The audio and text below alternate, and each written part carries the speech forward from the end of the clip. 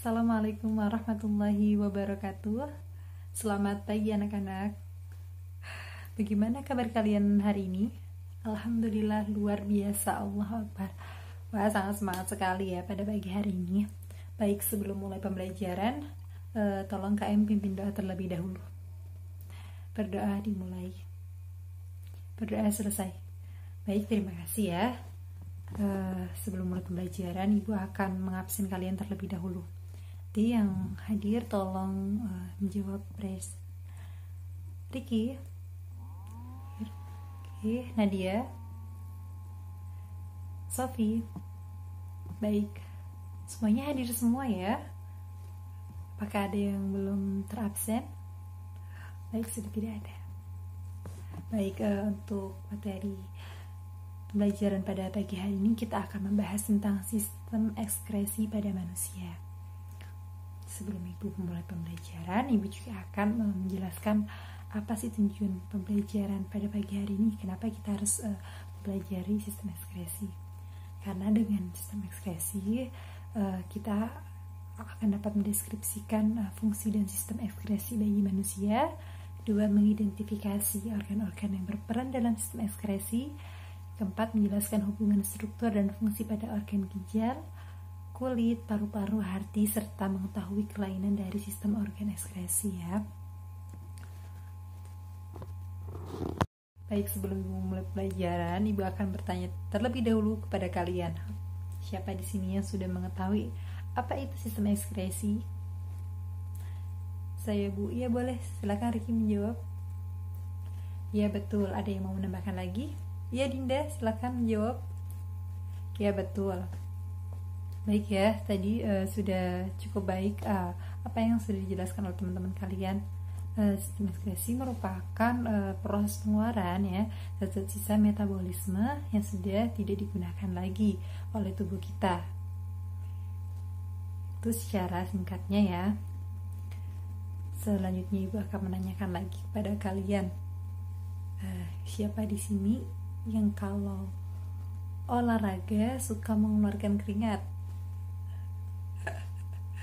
Ya, saya Bu, saya banyak ya. Ya, keringat juga merupakan salah satu buangan atau sisaan keluaran dari tubuh kita, di mana zat-zat tersebut, zat-zat metabolisme tersebut sudah tidak digunakan lagi oleh tubuh kita. Salah satunya adalah organ kulit mengeluarkan keringat. Itu ya konsep dasar kalian memahami sistem ekskresi. Baik, kalian sekarang sudah mulai mendapatkan stimulus apa itu dari pengertian sistem ekskresi. Baik,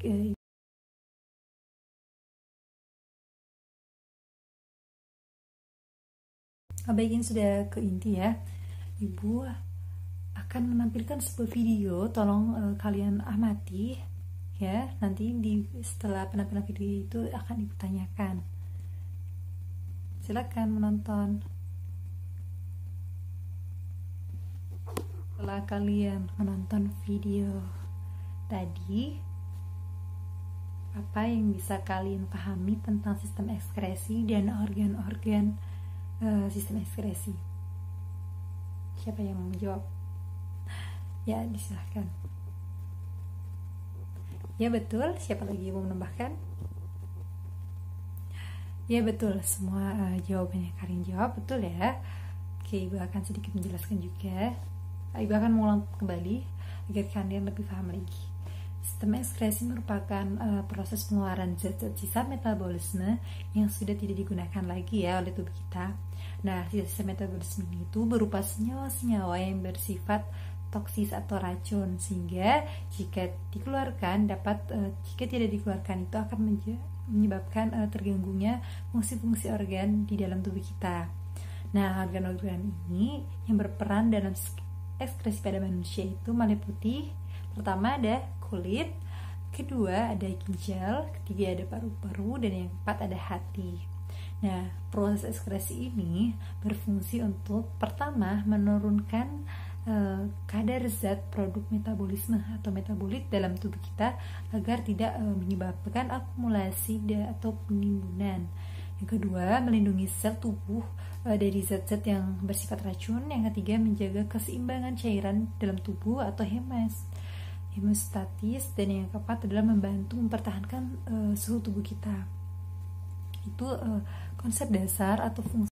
Baik, Ibu lanjutkan penjelasannya ya. Setelah kalian sudah memahami konsep dasar apa itu sistem ekskresi dan fungsinya, Ibu akan menjelaskan, melanjutkan dari organ-organ sistem ekskresi. Ada yang tahu apa aja? Ya, oke. Yang pertama, betul, kulit. Kulit merupakan lapisan jaringan pelindung terluar yang terdapat di permukaan tubuh. Kulit juga termasuk organ ekskresi karena mampu mengeluarkan zat-zat sisa berupa kelenjar keringat. Selain sebagai organ ekskresi, kulit juga berfungsi sebagai alat indera peraba ya. Kulit juga terdiri dari 3 lapisan, di mana lapisan-lapisan tersebut kalian bisa lihat di PPT ya. Pertama ada epidermis. Epidermis adalah lapisan yang paling luar dan sangat tipis. Yang kedua adalah lapisan dermis ya. Lapisan dermis itu ada setelah lapisan epidermis, atau biasa juga dengan lapisan kulit janggat. Dermis merupakan lapisan kulit yang terletak di bawah lapisan epidermis. Yang ketiga adalah jaringan ikat di bawah kulit. Nah, lapisan ini terletak di bawah dermis, di antara lapisan jaringan ikat kulit dengan dermis dibatasi oleh sel lemak. Bisa lihat di PPT di sampingnya.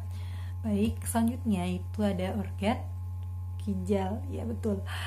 Organ ginjal ini adalah organ ekskresi dalam vertebrata atau makhluk hidup ya, yang berbentuk mirip kacang. Tahu kacang kan? Nah, itu mirip seperti ginjal ya.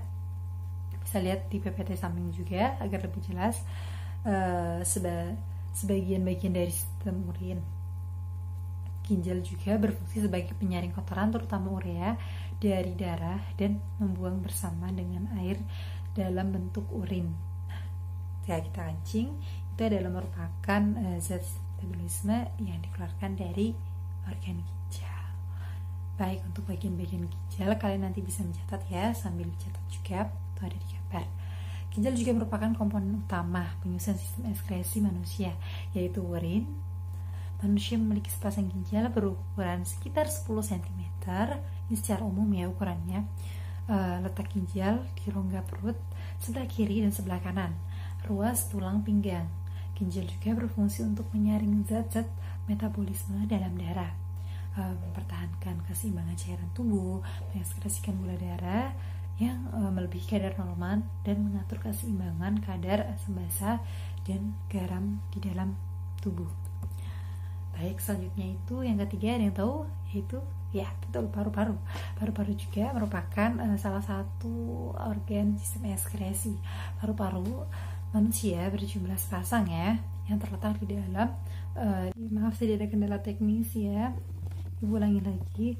Organ ketiga sistem ekskresi yaitu paru-paru. Paru-paru merupakan paru-paru manusia berjumlah sepasang. Paru-paru juga merupakan salah satu organ ekskresi ya, di mana terletak di dalam rongga dada yang dilindungi oleh tulang rusuk. Paru-paru memiliki fungsi utama yaitu sebagai organ pernafasan ya. Pernapasan memang melalui hidung, namun akan diproses itu di paru-paru, di mana ada pertukaran CO2 menjadi oksigen ya, pertukaran karbon dioksida menjadi oksigen. Paru-paru juga merupakan organ ekskresi yang berfungsi untuk mengeluarkan gas-gas pernafasan yaitu karbon dioksida dan H2O, uap air. Nah, yang keempat itu organ ekskresi yang terakhir ya, yaitu hati. Hati berada di dalam rongga perut di sebelah kanan, di mana di bawah diafragma yang dilindungi selaput tipis bernama kapsul hepatis. Hati berfungsi untuk mengekskresikan getah empedu, zat sisa dari perombakan sel darah merah yang telah rusak dan dihancurkan di dalam limfa. Selain berfungsi sebagai organ ekskresi, hati juga berperan sebagai penawar racun, menyimpan glikogen, gula otot, pembentukan sel darah merah pada janin, dan sebagai kelenjar pencernaan. Penjelasan organ-organ ekskresi yang sudah tadi dijelaskan, keempat organ itu yaitu yakni kulit, ginjal, paru-paru, dan hati. Kulit mengekskresikan kelenjar keringat, ginjal mengekskresikan urin, paru-paru mengekskresikan karbon dioksida dan uap air. Yang keempat, hati mengekskresikan empedu. Ya, jadi bisa dipahami dan bisa sambil melihat PPT ya. Baik, agar lebih cepat lagi Ibu untuk menjelaskan, Ibu akan lanjut terlebih dahulu ya. Gangguan sistem ekskresi. Gangguan sistem ekskresi pada urinaria itu ada 5 jenis ya. Sebenarnya banyak, namun Ibu akan menjelaskan 5 saja. Albuminuria atau ginjal buncur adalah penyakit yang terjadi akibat ginjal tidak dapat melakukan penyaringan protein albumin. Sedangkan yang kedua itu batu ginjal atau kencing batu, di mana adalah penyakit karena adanya pengendapan pada organ ginjal dan kandung kemih. Jadi akhirnya kencing itu terasa susah, jadi bisa dikatakan kencing batu. Yang ketiga adalah diabetes mellitus, kencing manis, juga merupakan kelainan pada sistem ekskresi. Yang keempat, diabetes insipidus, di mana diabetes jenis ini disebabkan oleh kurangnya hormon ADH, antidiuretik hormon, sehingga ekskresi urin meningkat. Uremia, selanjutnya adalah uremia, adalah keadaan toksis dalam darah karena mengandung banyak urea. Akhirnya ginjal itu tidak bisa mengekskresikan dengan baik karena kelebihannya, bisa dikatakan seperti itu. Uremia mengandung banyak urea, itu penyakit uremia. Baik, selanjutnya gangguan pada hati. Pertama ada sirosis hati, di mana kondisi itu berubahnya sel-sel hati menjadi jaringan ikat fibrosa sehingga sel-sel hati itu kehilangan fungsinya. Nah, sirosis ini dapat disebabkan oleh minuman keras. Makanya kamu jangan minum minuman keras karena itu bisa terjadi gangguan pada hati kalian. Yang kedua ada hemochromatosis. Hemochromatosis yang dimaksud dengan hemochromatosis adalah kelainan secara genetik, di mana menyebabkan tubuh banyak menyerap zat besi dari makanan. Akibatnya zat besi banyak tersimpan dalam organ-organ tertentu seperti hati, jantung, dan pankreas. Bisa dilihat gambar di samping ya, itu hati yang sehat dengan hati yang sirosis. Wah, seram sekali. Baik, selanjutnya gangguan pada ginjal. Tadi ya, salah satunya diabetes insipidus sudah dijelaskan. Kedua, infeksi saluran kemih, di mana pada sistem ekskresi ini terjadi ketika bakteri masuk ke saluran kemih, yakni uretra, kandung kemih, atau bahkan ginjal. Infeksi saluran kemih lebih banyak terjadi pada wanita, meskipun pria juga bisa mengalaminya, serta bisa diatasi dengan antibiotik. Ini adalah batu ginjal. Batu ginjal gumpalan kalsium oksalat ini bisa ditemui di sepanjang saluran kemih. Penderita batu ginjal juga merasakan sakit di area punggung atau pinggang itu ya, bahkan bisa melihat bercak darah pada urin. Batu ginjal juga bisa diatasi dengan minum obat atau terapi invasif minimal, dimana misalnya dengan gelombang kejut, atau tujuan perawat ini biasanya untuk meluruhkan batu ginjal sehingga dapat keluar dari saluran kemih. Baik, selanjutnya itu gangguan pada kulit. Pertama ada kutu air. Nah, siapa yang pernah kutu airan? Nah, itu juga salah satu gangguan dari sistem ekskresi pada organ kulit. Nah, kutu air ini kan ya, kutu air itu penyakit ini tuh timbul ketika keringat yang dikeluarkan melalui proses ekskresi pada kulit bertemu dengan lingkungan yang lembab seperti sepatu yang kesempitan. Selanjutnya adalah jerawat. Jerawat sebetulnya bukan diakibatkan oleh keringat yang dibuang pada ekskresi, namun keringat yang menumpuk akan mengakibatkan munculnya bakteri yang menyebabkan jerawat. Di sisi lain, terlalu sering mengelap keringat juga bisa membuat kulit iritasi. Selanjutnya adalah wasir atau hemoroid, adalah semacam daging yang tumbuh pada bagian anus yang berisi pembuluh darah. Baik, semua organ-organ ekskresi, fungsi, serta kelainan sudah Ibu jelaskan. Selanjutnya coba kalian, nanti Ibu akan membagikan kelompoknya. Setiap kelompok itu 5 orang. Coba kalian diskusikan dari apa yang sudah Ibu jelaskan.